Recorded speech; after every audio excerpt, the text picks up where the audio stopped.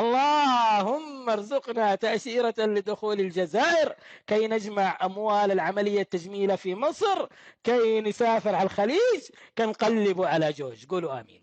السلام عليكم خاوتي، مرحبا بكم في فيديو جديد. خاوتنا كالعاده قبل ما نبداو الفيديو دعمونا باللايك بقوه، كثروا لنا اللايك في الفيديو باش ينتشر الفيديو، ودعم قنوات ابناء بلدك. اشترك في القناه، مراك خاسر والو.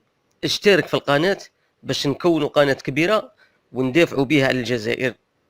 راكم تشوفوا الحملات المسعوره ضد الجزائر، وهناك تضييق على قنوات اليوتيوب الجزائريه. ثانيا راكم شفتوا المروكي اللي كان عايش في الجزائر 14 سنة 14 سنة هو عايش في الجزائر، ياكل ويشرب ويداوي باطل.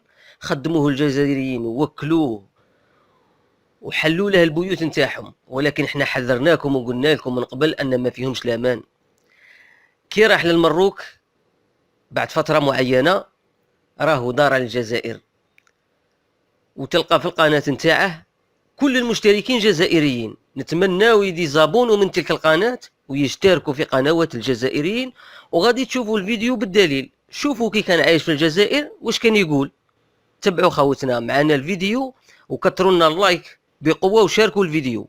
ان شاء الله بطاقه اقامه في الجزائر ماذا بيا، اقسم بالله العلي العظيم اخوت، انا راكم كتعرفوني مغربي محب للجزائر، ماذا بيا انا يكون عاطيني اقامه، اقسم بالله اخوتي ما نكرهش في بلاد الشهداء. شفتوا خاطي واش كان يقول؟ كان يقول بلاد الشهداء. هنا كان يحوس بالخبز نتاعه، يستعطف الجزائريين لانه كان عايش في الجزائر وفي واد سوف، وعاش في الجزائر 14 سنة، وبنته زادت في الجزائر كحيلة منه باش يعطوه بطاقة الإقامة. وكان في الجزائر يدير فيديوهات ويمدح في الجزائر. لماذا؟ من أجل أموال اليوتيوب، باش يدخل الدراهم. ما كان يبغي الجزائر ولا هم يحزنون.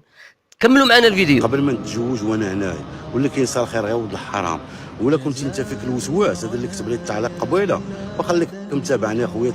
راكم سمعتوا بودنيكم شا كان يقول؟ قال ما ينساش الخير غير ولد الحرام. وهنا كان يرد على مروكي علق له في الفيديوهات اللي كان فيه يدير فيها في الجزائر ويمدح في الجزائر. هو كان يمدح في الجزائر من اجل المشاهدات وباش يابونوا في القناه نتاعه. وكي راح للمروك وقاعد يدير في الفيديوهات، الجزائريين ما تفرجوش الفيديوهات نتاعه، انقلب على الجزائر 180 درجه. ونحن نعلم ان هؤلاء اللي راهم يدخلوا الجزائر هم مخبرين لنظام المخزن، يعني عملاء لنظام المخزن، وعاشوا في الجزائر. وحتى ان هذا السيد كان يروح في بعض المدن الجزائريه ويصور يدير فيديوهات. ودروك في المروك راه يهدد ويقول راني صورت وسجلت اوديوهات للناس وراهم يسبوا النظام، ودار على الجزائر 180 درجه وراه يسب فينا. وقالها بفمه، قال ينكر الخير غير ود الحرام. كملوا معنا فيديو خاوتنا وشوفوا كي راح للمروك واش كان يقول. تبون مزور جابوه العسكر دولة مدنية. واحد القضية كأس افريقيا اقسم بالله ما باغيينكم تجيو له، ما باغيينكم تجيو لكأس افريقيا باش ما تشوفوش المغرب كي ولا الدار. هنا واش كان يقول؟ الجزائر بلاد شهداء وينكر الخير غير ولد الحرام. بصح بعد 14 سنة راح عاود ولا المغرب منذ فترة قبل قرار فرض التأشيرة. راح المروك وكان باغي يولي. شوفوا كي وصل للمروك وعاش فيها وكتلته الميزيرية، واش قال على الجزائر كي فرضت التأشيرة. حذرناكم من المراركة، قلنا لكم مهما كان يمدح فيكم، مهما كان والله لا كامل كيف ويدوروا عليكم في أول فرصة. هذا كل المتابعين تاعه في القناة جزائريين، كل المتابعين في القناة جزائريين. وكان عايش من ظهر الجزائريين، ياكل ويشرب باطل، وكان يستعطف بالجزائريين ويمدحهم. كي رجع للمروك بعد مده معينه، راه في مده من يرجع، وكان باغي يولي. كي فرضت الجزائر التاشيره دار على الجزائر، ودروك راه يسب الجزائريين ويهدد في الجزائريين كما سمعتوه دروك. كملوا خوتنا الفيديو، ديروا لنا لايك وشاركوا الفيديو باش يشوفوا خوتكم الجزائريين. المغرب راه ولا في اوروبا، المغرب لين على الشيطان. عندك يكذب عليك راسك تشوف شي فيديو فيه الفقر وكذا وهادي وتثيق بان هذا هو المغرب، ولا نوريك الفساد فين كاين في الجزائر، ونوريك الاوطيلات اللي كدير الدوله الدعاره. سمعتوا خاوتي واش كان يقول؟ قال لك المروك ولات اوروبا. علاش هربت منها وعشت في الجزائر 14 عام وتتوسل في الجزائر باش تمد لك البطاقه؟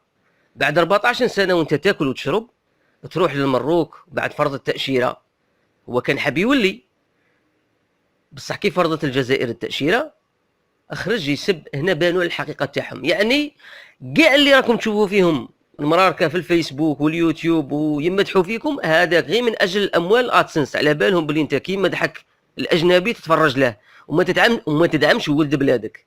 كي يدير لك فيديو يحذرك من هؤلاء. احنا حذرنا منهم منذ فترة طويلة. شوفوا دروك واش راه يقول، راه يسب في الجزائر، راه يقول لك لوتيل لي زوتيل فيهم الدعارة والمغرب ولات اوروبا، ويهدد في الجزائريين ما تجوش لكاس افريقيا. وما قالش غير هذا الامور، راه يسب في الجزائريين، راه يسب في الجزائريين. ما راه يعني يا اخوتنا الجزائريين، يا خوتنا دعموا القنوات تاع ابناء بلدكم، ما تدعموش القنوات تاع هؤلاء. خوتنا الجام والبارطاج بقوة للفيديو باش يشوفوه كامل الجزائريين. هذا كان عايش في الجزائر ويكون من خيرها، ما عندهاش بزاف من اللي راح من الجزائر، بالك راه في 7 شهور ولا 8 شهور ولا قل 10 14 سنة في الجزائر، وكان حب يولي كي فرضوا التأشيرة ربح العيب الجزائريين والجزائر بأكملها، وراه يسب فيكم. وانتوما مشتركين في القناة نتاعه حوالي 60,000 مشترك. روح ديزابوني من القناة نتاعه ورواح دعم القنوات ابناء بلدك واشترك في القناة وبارطاجي بقوة وكثر اللايك باش ينتشر الفيديو ويشوفوه كامل الجزائريين. والسلام عليكم ورحمة الله تعالى وبركاته.